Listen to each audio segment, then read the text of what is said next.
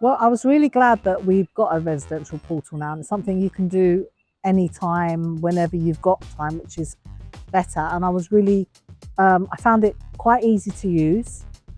I think it is a great tool, and it is very helpful for residents who are busy professionals like I am. Yeah, we don't need to wait in a queue to have another call. If it gets disconnected, we can just book our repairs at any time, 24/7. My first impression of the resident portal was that it was quite user-friendly and I found it quite easy to use.